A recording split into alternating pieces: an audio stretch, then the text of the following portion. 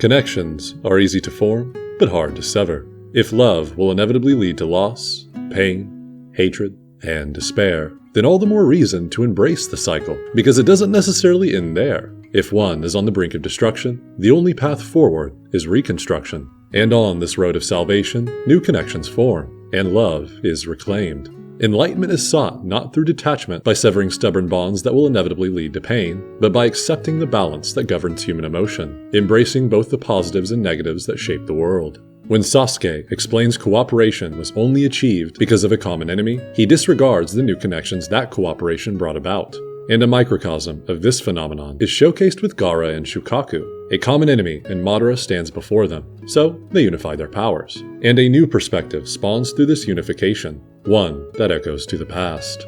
A withered monk whose name was forgotten, and a trapped beast infused with malice, with only each other to keep company. The monk did not ask to be a martyr for his land's protection, just like Shukaku didn't ask to be the insurance for this security. The world robbed them of free will. So, Shukaku understandably curses it. He curses the world humanity created. Just like the villains our main character faces off against time and time again. And, just like Naruto, the monk comes to eventually accept the world. Not accepting its darkness, but accepting its totality, enduring the dark to see the light. The monk showcases to Shukaku his acceptance for his circumstances, the human world, and the monster inside him, which spawns hope.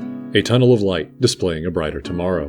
One Shukaku cannot see, because he still has yet to accept the past's darkness. Thus, it shrouds his vision of the future. But even in this pitch-black cell, the monk's acceptance persists, breaching the heart of a scarred beast. The monk treats his prison mate as a friend, so Shukaku reciprocates with words of the heart as well. Words that breach his companion's heart likewise. Through the monk's acceptance, he finds Shukaku's heart. It was always there, after all, ready to be discovered. It's only natural most cannot see each other's hearts initially, because human souls are like reflecting water. People often speak or act the opposite of their true feelings, but fundamentally, people's hearts wish to connect with and accept each other.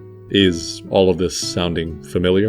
And when you combine the two characters for acceptance and heart, love is born. Love for the past, love for hardships, love for the world, and love for each other. None of this can be achieved through detachment, only first through acceptance. Naruto accepts Nagato's pain so his heart can remember his love for the world. He accepts Obito as a failed Hokage so his heart can find his lost love. Hashirama accepts Madara's failed dream so their hearts can reach the opposite shores. And, of course, Naruto and Sasuke accept each other's past to unify their hearts for a future filled with love. And a similar resolution would bloom for Shukaku. The monk was right. There are many humans like him. Gaara accepts his life as a Jinchuruki because it was only through this suffering that he found his most valuable friend. And on this same path of acceptance, Ross's heart reflects the love that was hidden from Gaara, which completes the journey of redemption for both father and son. Since Gaara's accepted the past, he can unveil Shukaku's heart, showcasing a reciprocated love for an old companion. The monk's kin might have forgotten his name, but Shukaku always remembered.